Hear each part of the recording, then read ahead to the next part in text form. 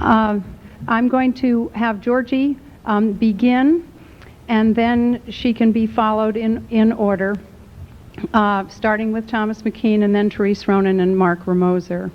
So I give you Georgie.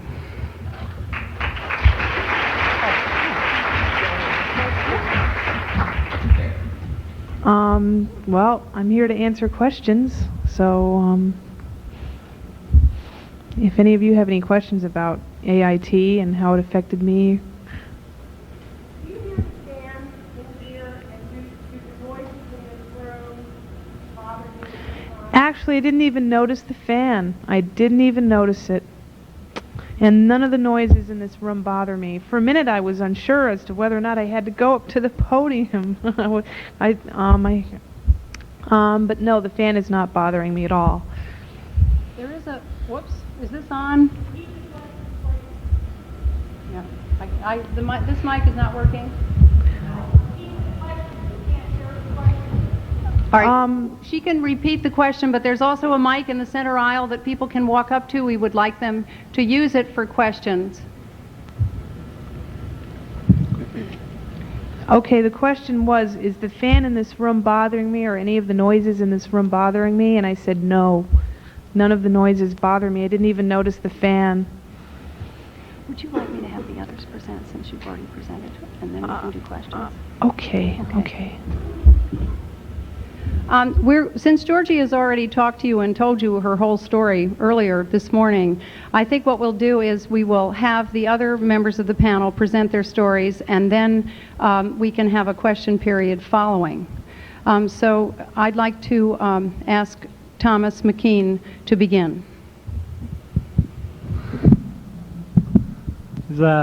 Is Dr. Berard in the room? I'd kind of like to indirectly address him for a moment.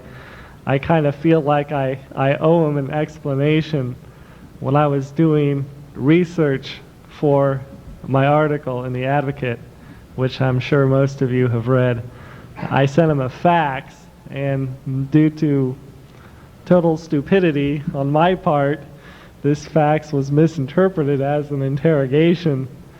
And I just wanted to say that that was not my intention at all. The reason that happened is because I don't have a fax machine, and so I had to take the fax out to have it sent by someone else, which around Columbus anyway costs a lot of money, and I was trying to scrimp and save, and it kind of backfired on me. I did feel bad about it. In fact, I actually went out and bought a fax machine so that I could rewrite the thing to him in a way that was actually more coherent. But I got it around the 1st of April, and immediately following that, in fact, the day after I got it, I started kind of this big whirlwind tour of the states doing presentations, and I haven't actually been back long enough to write it. So I do want to apologize for my bad writing in the fax. As Annabelle said, the auditory training did not work, and I feel kind of guilty about that because someone went through a lot of trouble to give it to me. And the more I talk about it and the more people ask me to talk about it and present on it, the more guilty I feel, and I may stop doing it soon. Although it may not be my fault that it didn't work. It just doesn't work on some people, as I understand it. What happened was I went in to have the auditory training, and a few days into it, I started seeing results. One example is the door to the hotel where I was staying had this awful squeak in it, and it really annoyed me at first, but a few days into the auditory training, it became less annoying. And after the training was over, it lasted for about 3 months, and here I was walking around with this normal hearing, and it was actually really nice. And then one day, like I mentioned in the article, I was doing the dishes, and it all just kind of came back, or at least I noticed that it did. It may have been a gradual thing. Looking back at it, I think that it was, but that's the first time that I noticed it. A lot of people, even here, since this morning, have been telling me to get it redone. and both Jackie Rockwell and Stephen Edelson have offered to do it for me. I keep telling them that I'd like to wait at least a year, which would be around about October. I may have it done again then. And if that happens and there's positive results, I'll write another article about it. But unlike these very fortunate people here, it just kind of didn't click, and that's basically the story.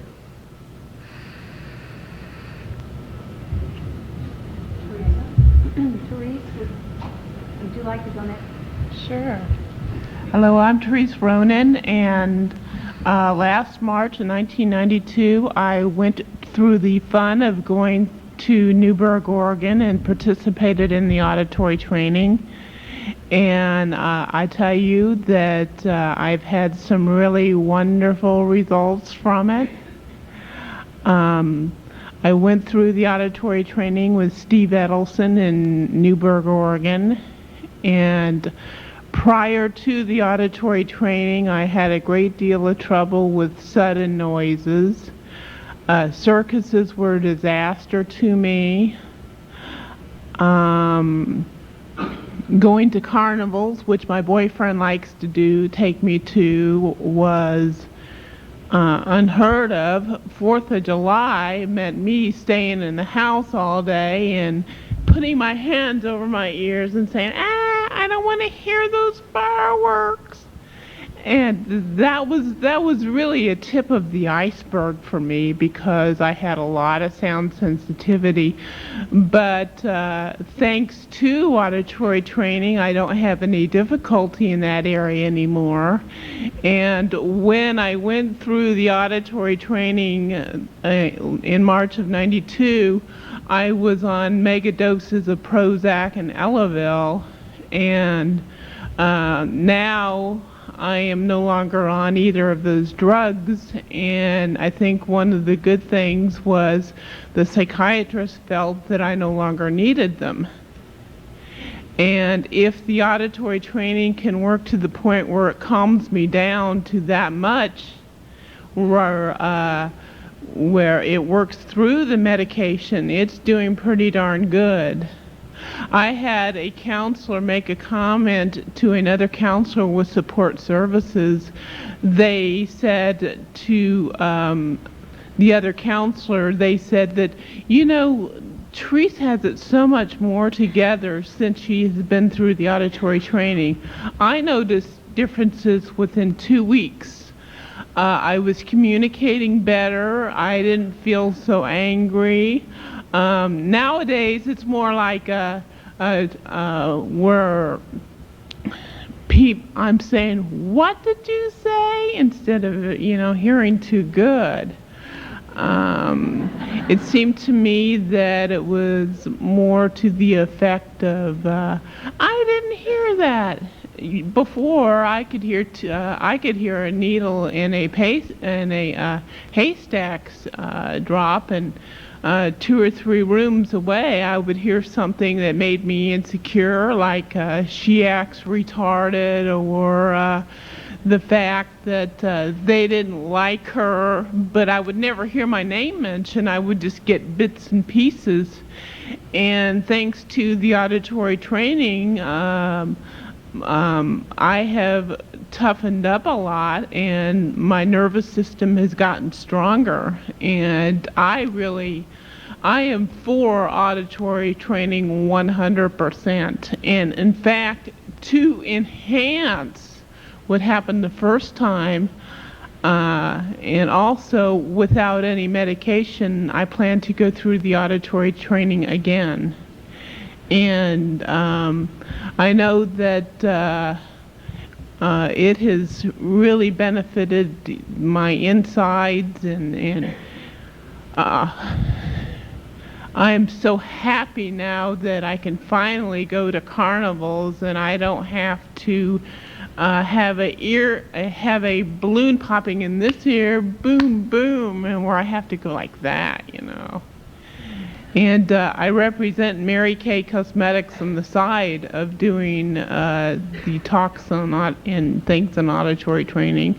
But I had a ball. I had a ball when I went to Oregon.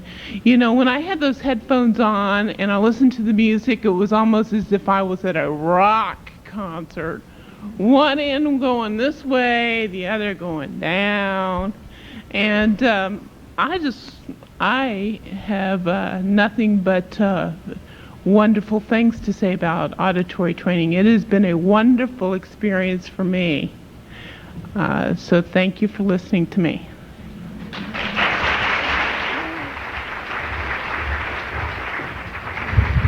I would just like to say that I've known Therese, I think, for 2 years, and certainly a year and a half, and I see enormous changes in her. That you just seem so much more relaxed, and I think that that's one of the things that we do generally see is a reduction in tension levels. This is something that I can almost promise parents, that somehow the child or the adult becomes more comfortable in his own skin. And this is what Georgie always talked about, that before auditory training she was much more uptight. She was very guarded, and she couldn't really relax and roll with things. And I see this very clearly in Therese. And I also think that I do think Thomas should have auditory training again. I do think that I remember when I first met him, we were standing in a room in a hotel in a lobby where there was a cash bar and a band. And all of a sudden, the people in the band, somebody started blowing a trumpet, I think it was, wasn't it? Or what was it? Something very loud and shrill.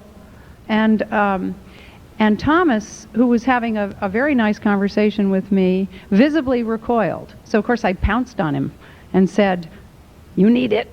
You need auditory training. Look at me. I'm not flinching." And we have always had this kind of chatty, easygoing rapport. I'm so disappointed that it didn't really take. He did have a lot of early gains, and then they went poof. We do hear of this happening sometimes, and then another. Sometimes it has to do with the way auditory training is administered. In this case, I really don't know. But the fact is that having it done again, it is a non-invasive procedure. It doesn't seem to certainly do any harm to do it again, as long as there's a 6-month to a year wait in between. And now I'm going to let Mark Ramoser take the mic. Thank you. All right. Are we on? Yep.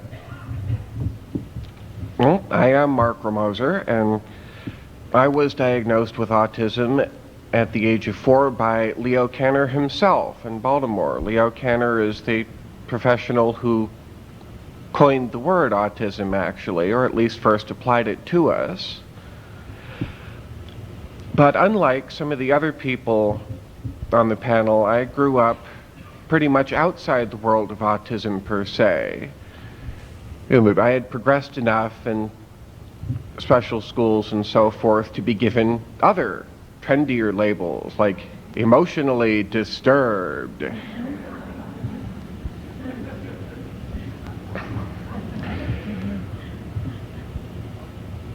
So my experience has differed from the others in that respect. I might add that I rediscovered my roots in autism after reading Annabelle's book, The Sound of a Miracle, which you can find in paperback out in the book area. And my mother was flipping through channels, as she so often does, and she happened to catch Annabelle on Larry King Live. "Oh yes, this is it, this is it." She ran all over Fairfield County and scooped up what must have been the last hardcover copy of it there. Sent it off to me. I was living in New Orleans at the time. And I read it.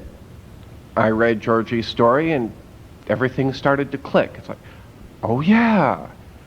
I thought I was the only one who had that. I thought I was the only one who looked at the patterns in the leaves. I thought that was just me. Nope, it all started to come together for me. Before that time, I had managed to get out of Yale with a cum laude degree in computer science and psychology, but there'd always been this sense of otherness, of weirdness. I always had trouble relating to people on a large scale basis. I'd had friends from time to time, sure.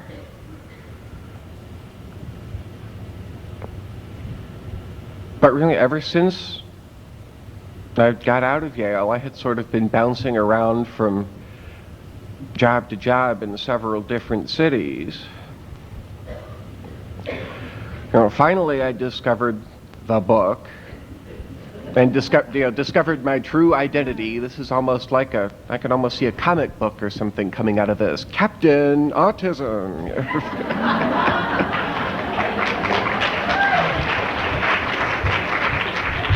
I am the thing that's slapped in the mouth. I am the reverse. Yes, able. I was asking you if you want a cookie. Able to spot typographical errors in milliseconds.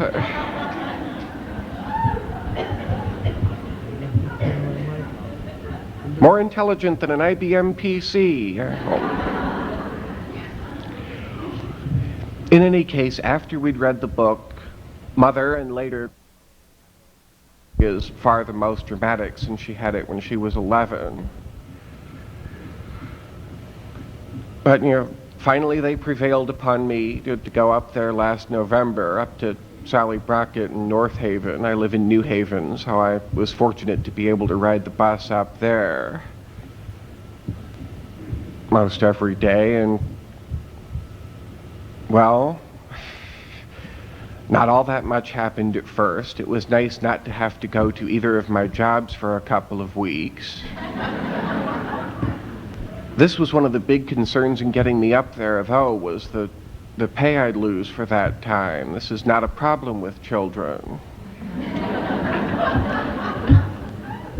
This is one of the things you have to think about when getting an adult to go to the training.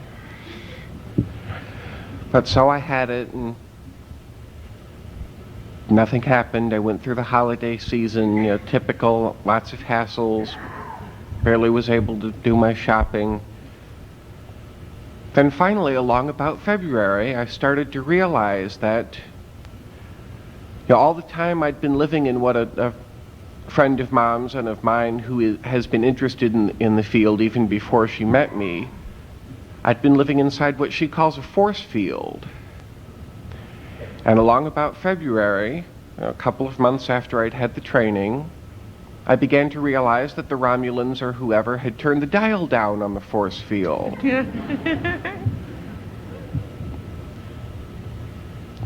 That it wasn't quite as intense as it had been, and I could almost push out through the edge of it and touch the outside world.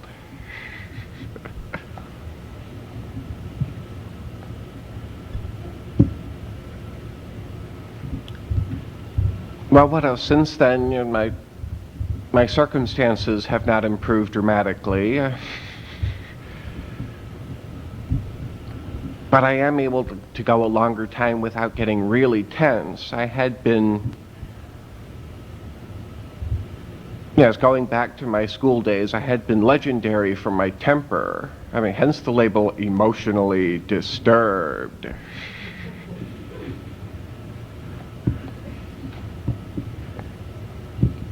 I mean, it wouldn't have taken much at all to set me off in those days. Now at least you have to pile it on for a little longer before I start to tense up.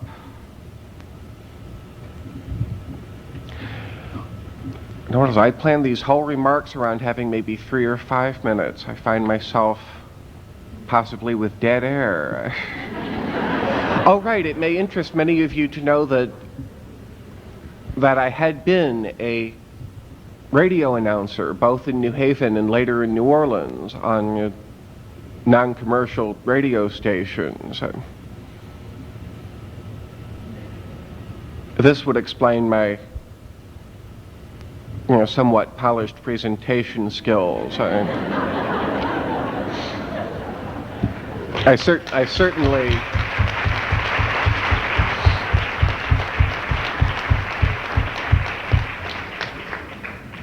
I certainly do not mean to denigrate those of any of my fellow panelists here. It's just that I used to do a weekly jazz show, and they probably did not. So.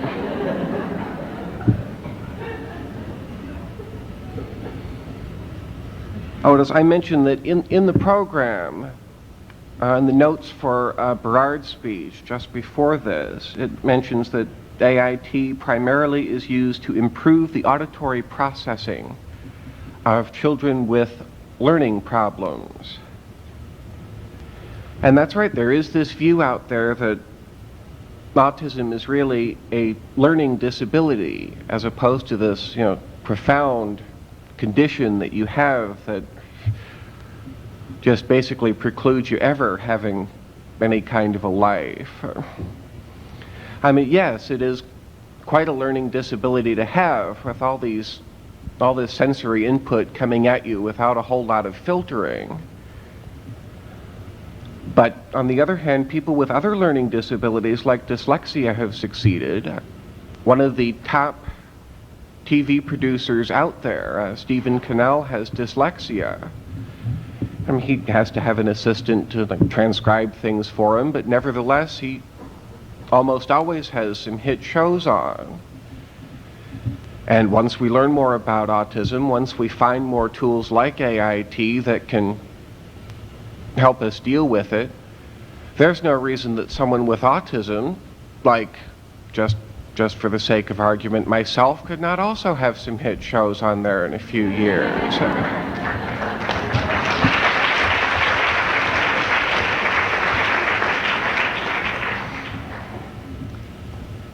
I would also point out that the four of us are not the only high-functioning people with autism in the whole world. We just have the best connections with Annabelle. At the Yale Child Study Center, where I have one of my jobs, we have started a group. The present membership is 5 for high-functioning adults, where we're talking about issues like employment and living arrangements, these kinds of things. We've discovered that we're all very brilliant. Some have college degrees, but some had a little harder time in college. But we have not always had the easiest time out there in a world that doesn't know what the label means, but can sense right off that there is something a little bit unusual about us. It makes them uncomfortable when they can't attach a label to it. What is it about him? I can't put my finger on it, but if anyone would have any constructive suggestions how we could deal with this, I'll be around all weekend.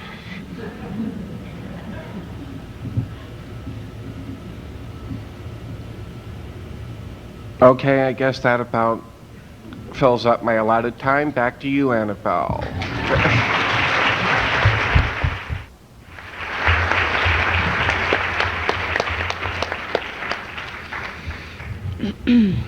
I am absolutely delighted with what everyone has said. I hope that when you ask questions that you will feel free to ask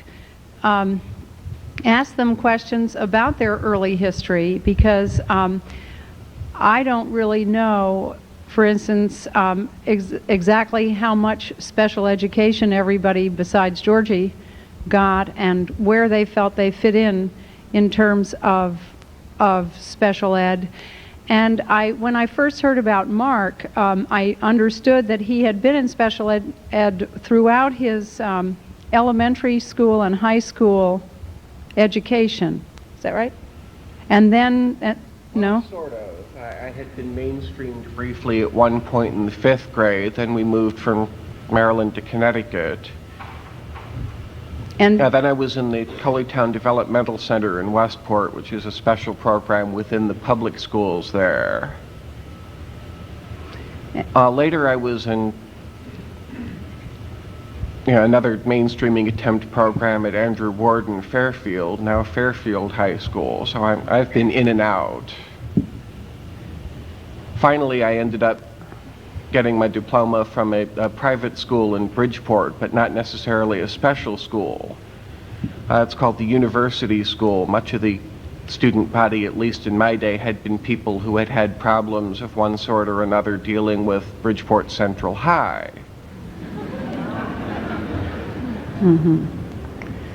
But by no means would you classify this as special education. And then you went to the University of New Haven, was that it? Right, for 2 years, and then, yes, I failed to mention that only 50 people a year get to transfer into Yale, and I was one of them. I'd been taking a class there in the special students program, and the director said, well, why don't you apply to transfer here? Well, gee, and you only take 50 transfer students a year, and I've got this background. Nevertheless, I did, and then the strangest thing happened. I was working over the summer at the UNH Computer Center, and Mom got this package from the Yale Financial Aid Office. Apparently, it had gone ahead in the mail from the package from admissions itself, so we spent a couple of days wondering just what that was. And dare I ask you what it was exactly? Well, it was an admissions package. And with I take it, a scholarship. Right, well, that isn't that remarkable. Yale will meet the demonstrated financial need of anybody, but just getting in is the trick there. And did I understand it correctly that you graduated with honors? Yes, I did. I made it by 1/2 of one course. That it was cum laude? Yes. Okay.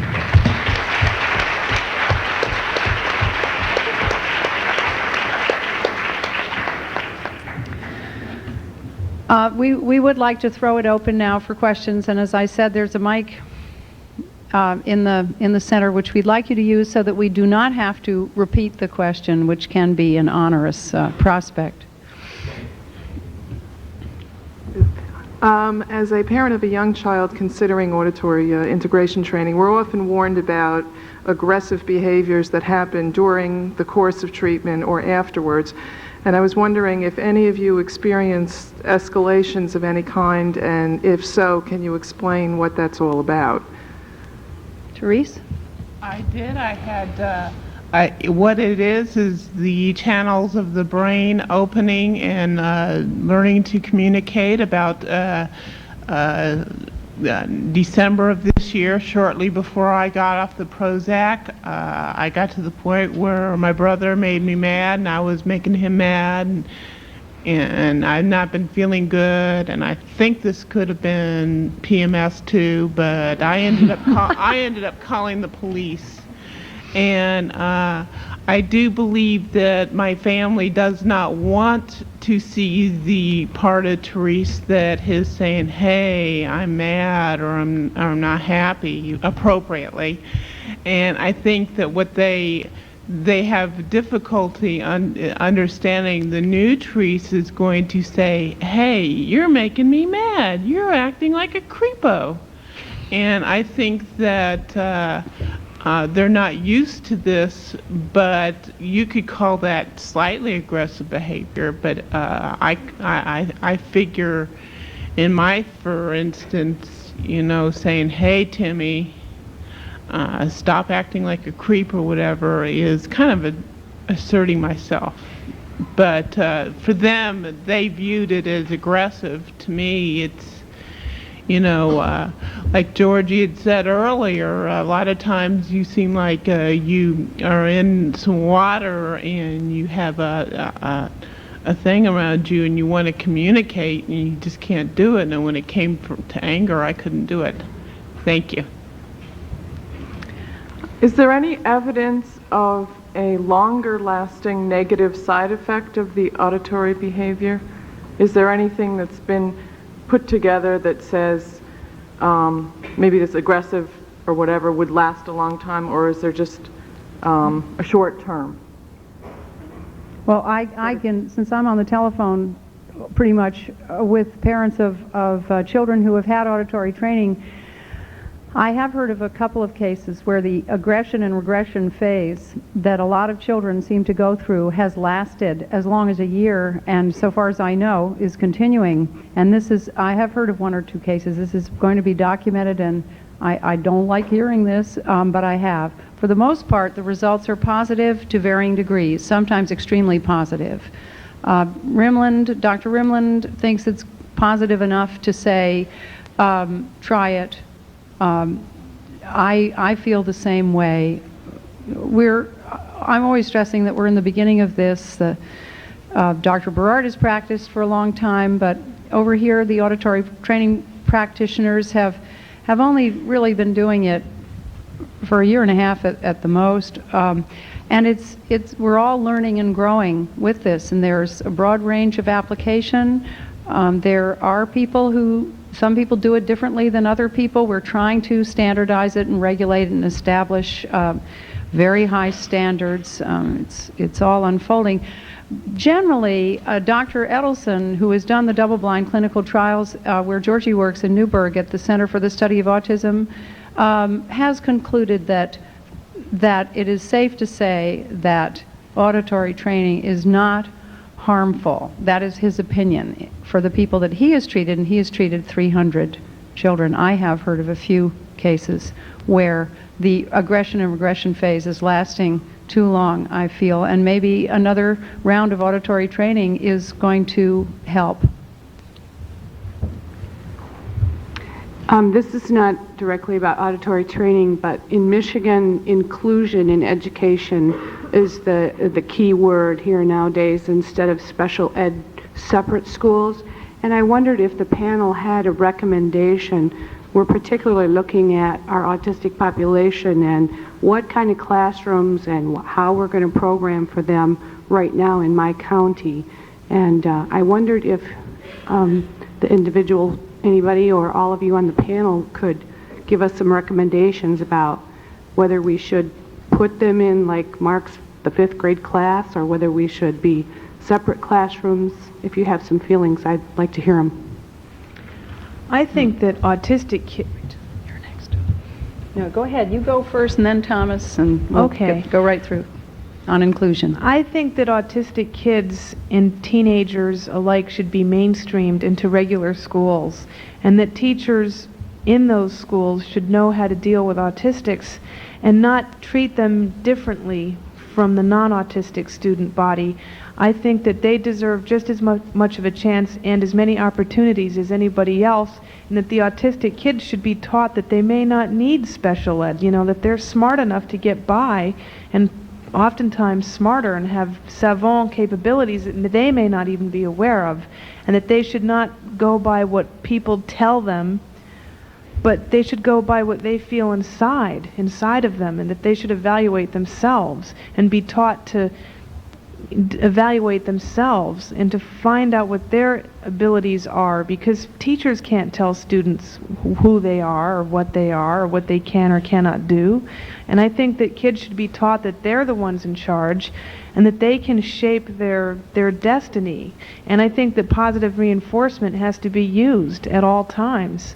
I don't really I think that schools right now are more like dictatorships in some cases, where teachers feel that it's their job to tell them what to do, to give orders. But if they want a job giving orders, then they should become commanders in the military. That's what that's for. But teachers, on the other hand, should be encouraging of what the student is interested in. Like if the student shows an unusual interest in, like say a student is interested in learning more about Japanese culture and Japanese, that may not be in the mainstream, but that certainly is valid an interest as economics or accounting or something boring like that. Okay, and Thomas? Could you turn on Thomas's mic? Thanks. There's a law in the books. I think it's 94142. Isn't that the one that says that the child has the right to the education in the least restrictive environment? I think so. I think so.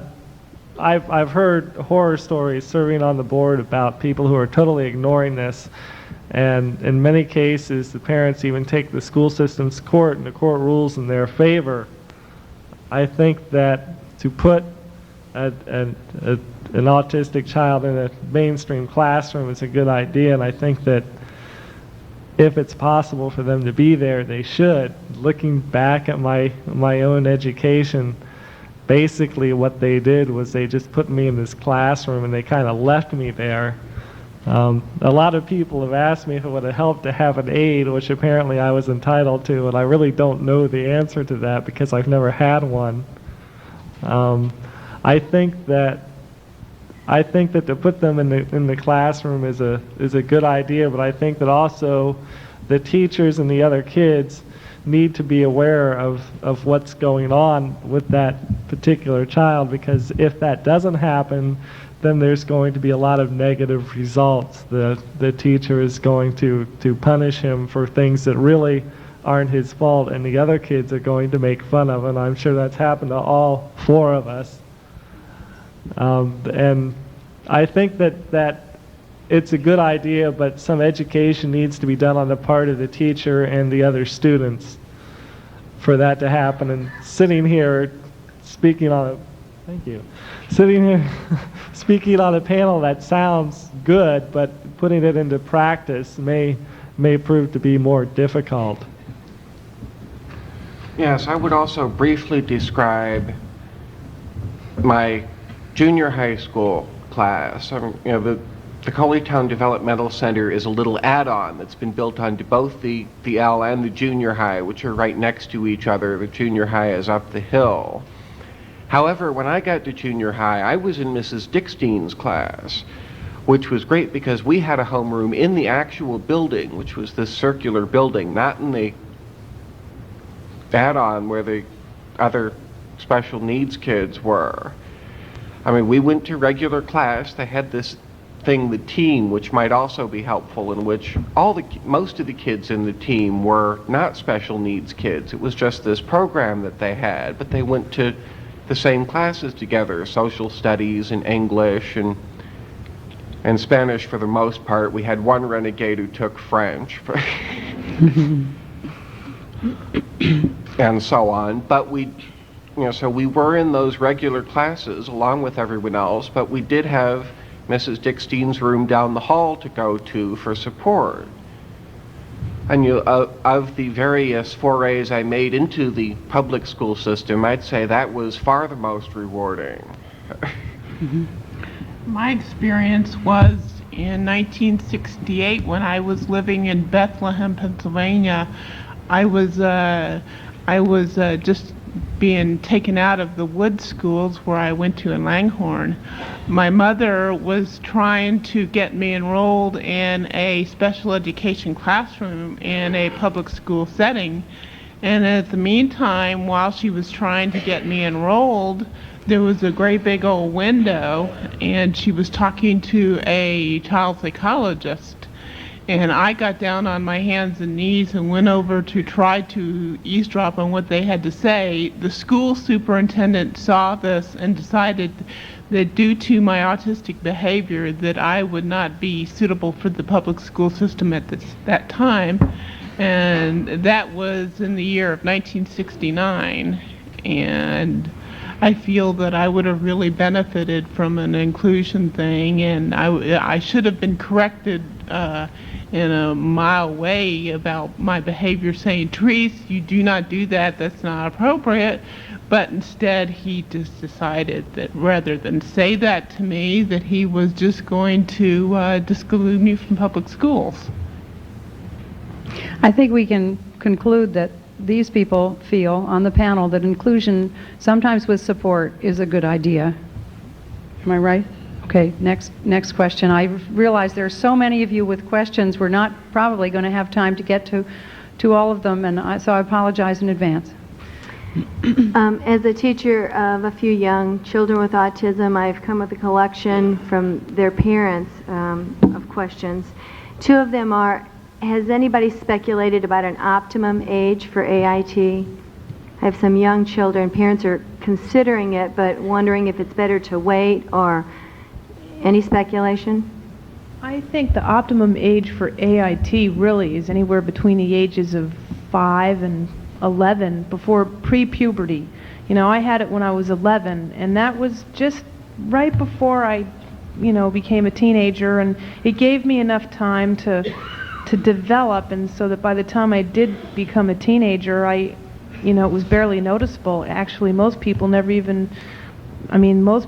thought that there had been any autism in me, and by the time I was 12, I was really pretty normal. I was mainstreamed and everything.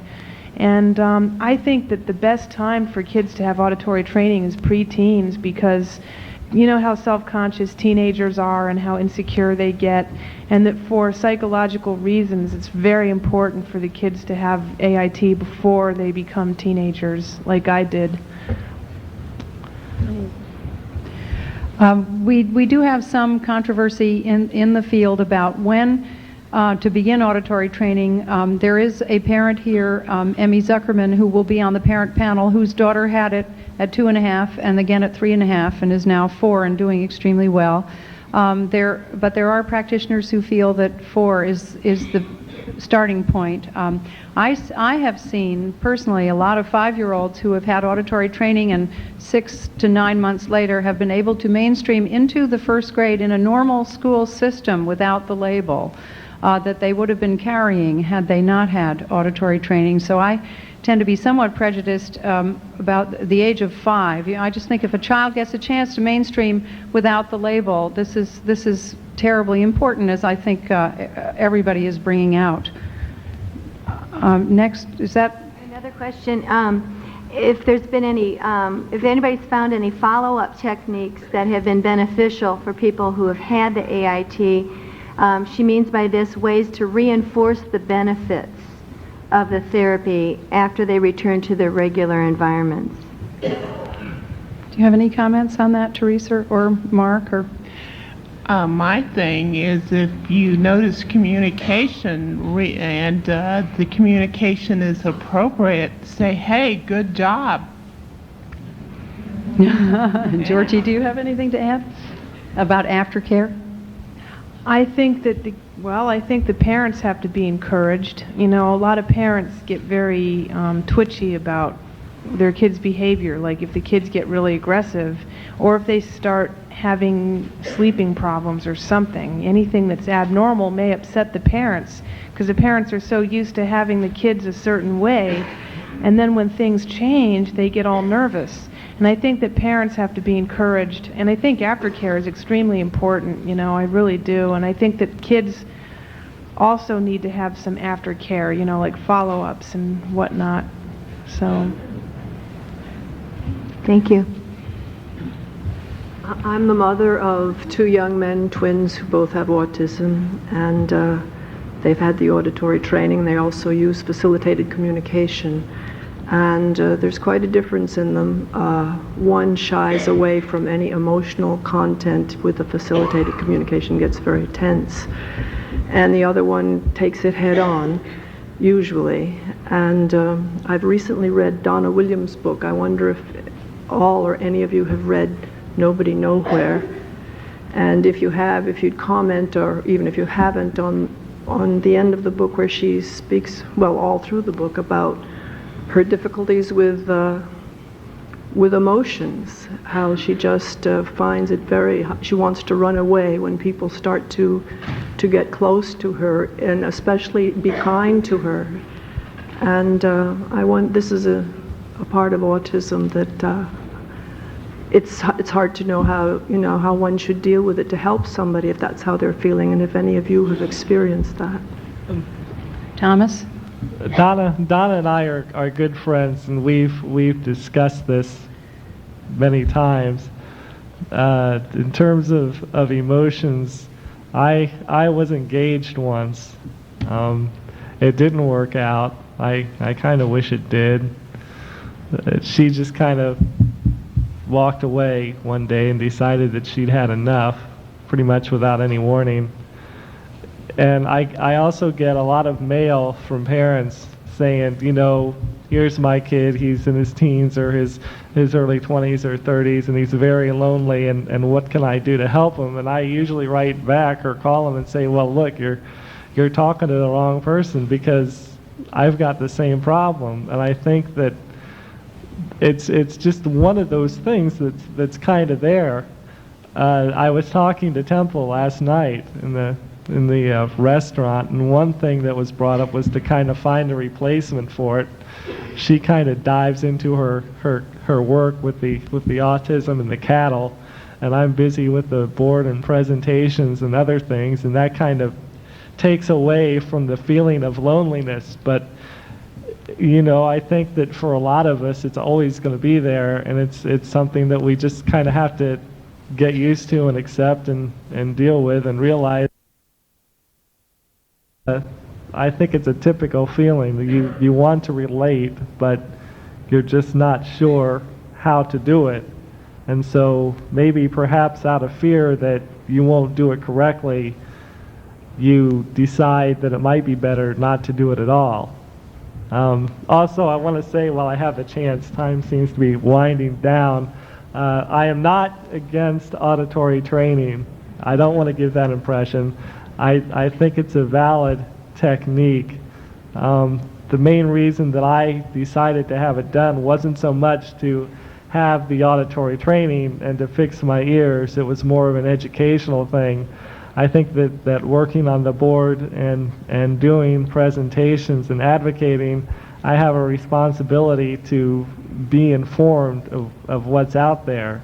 And like Georgie was saying, if we have a mission, then we can't do that without an education. And after hearing so many people testify and say that this has been a tremendous help to my child, you know, some of my skepticism melted away, because up until then I had thought, put my magic headphones on for 10 hours and I will fix your ears, which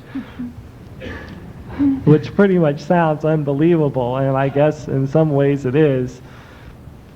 I wanted to explore it thoroughly. I have this insatiable sense of curiosity, which my own mother absolutely hates and says is totally inappropriate. You don't ask why under any circumstances. You just accept things the way they are and go from there. But I have never really been able to do that. And she's never really accepted the fact that I've never been able to do that.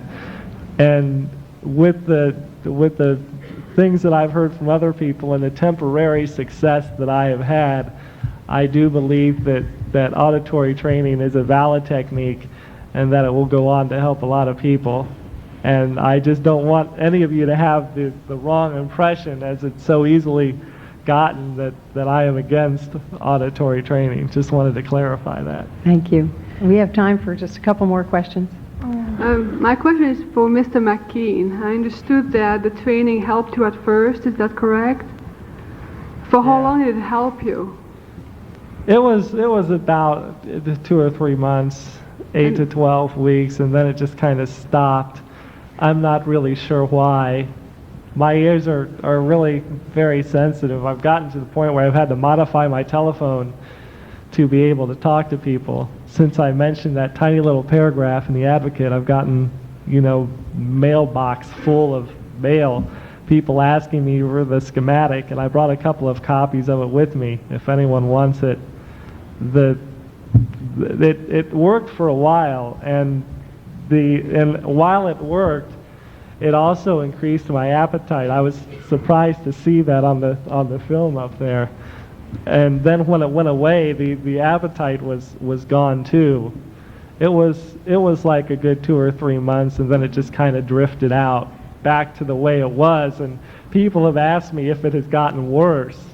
And even the person who did it asked me just earlier today if it had gotten worse. And the answer to that is, it hasn't so much gotten worse, but because of the auditory training, I think that I'm more aware of it now, so it is a little bit more annoying than it was back then. Thank you. I came to this conference mainly to find out when to retreat. I believe that training works. I'm a neurologist. I must be about the only neurologist who believes in it, because my daughter has...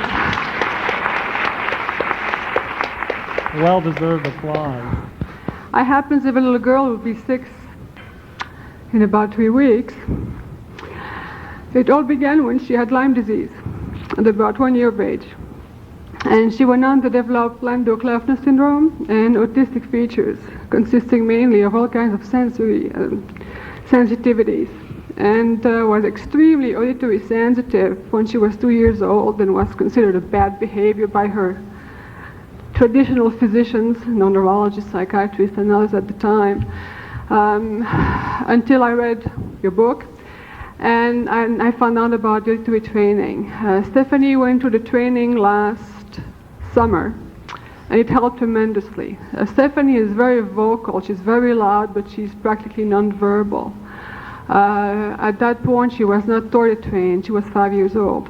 Third year of the training, she became Tory trained. It was a kind of an overnight type of thing, and has been ever since. Her behavior improved immediately. We went to Europe for 3 weeks. The airplane, which we thought would be a horrible trip, was absolutely delightful.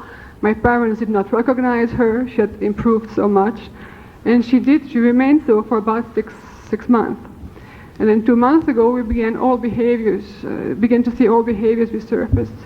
Mostly tantrums, impatience, aggressiveness, and she's again exhibiting sound sensitivity, especially for high-pitched noises. So I came here today to find out from Dr. Behar, from Dr. Edelson, and from other parents, gee, is this something unusual, and what can we do about it? I do hear cases of it, and it is of enormous concern, and we are working on it. And there are other parents here who have experienced it, who you can talk to, and of course Dr. Berard and Dr. Edelson and other auditory training practitioners will help shed light on it. It's been my experience that another round of auditory training is sometimes indicated. And thank you so much for sharing what you did with us. Thank you.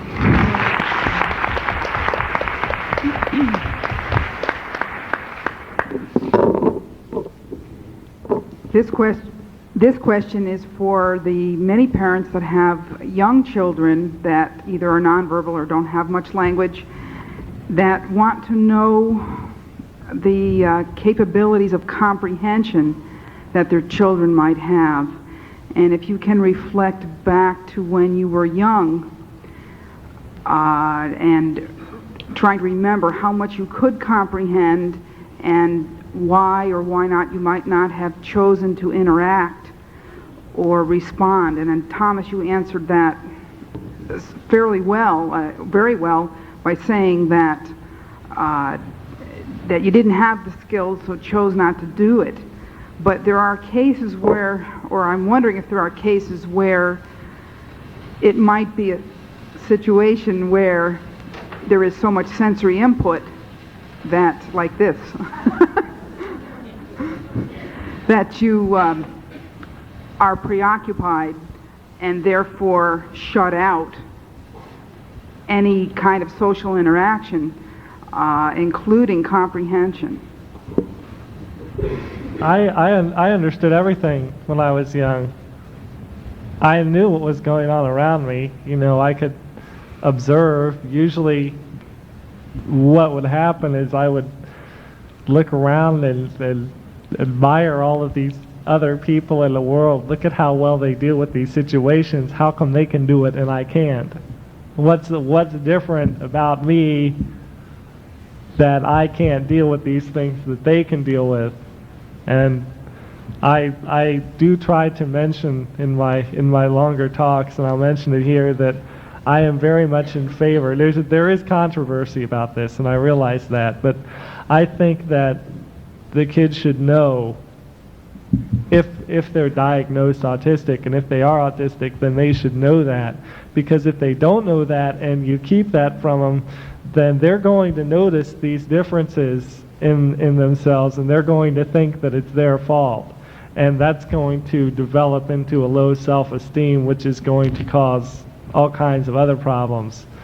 I think that if you say, look, this is what's happening and this is why, and it doesn't really have anything to do with you, it's just something that happened, and we can deal with it and we can treat it as best we can, they'll be a little more accepting of it, I think. They won't go around like I did thinking, well, gee, wow, look at all these wonderful things that everyone else can do and I can't. I don't know if that answers your question or not. Well, were you afraid to do them because you didn't have the confidence?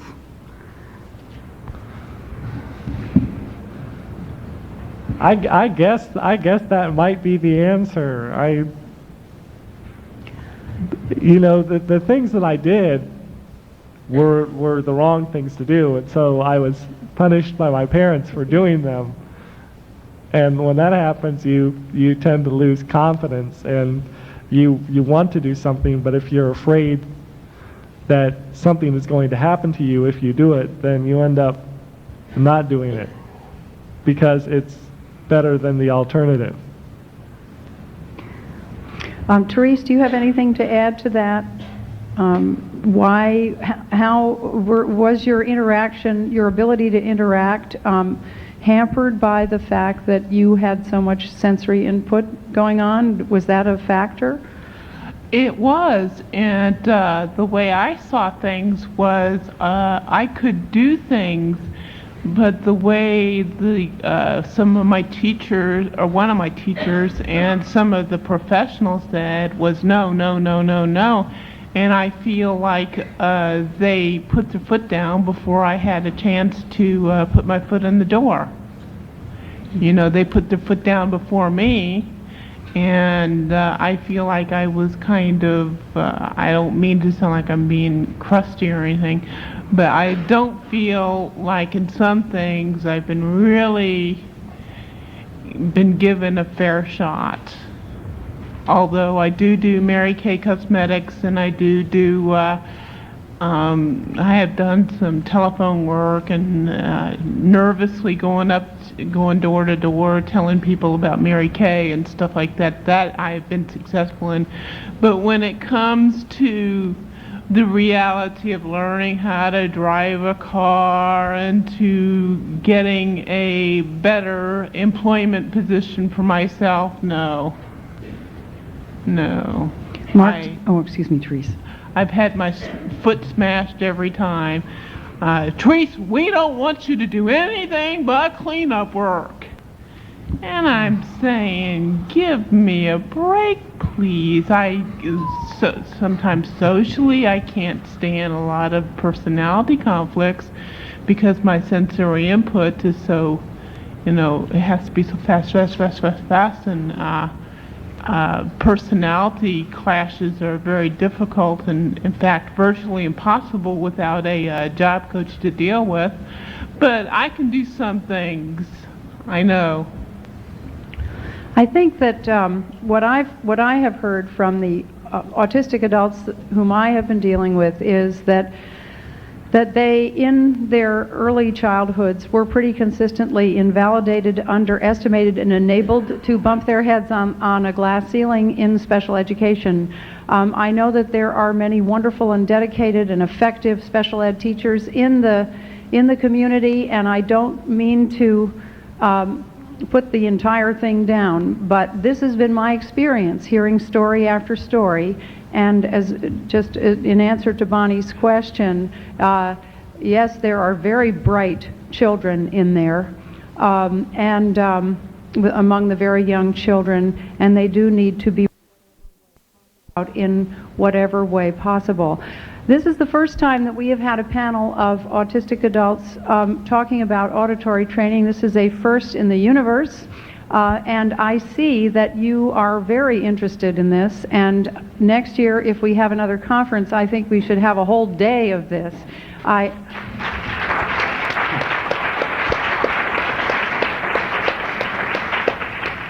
I'm sorry that we don't have time for any more questions. We do need to break for lunch, but as I've said before, they will be here, these wonderful people, willing to share with you.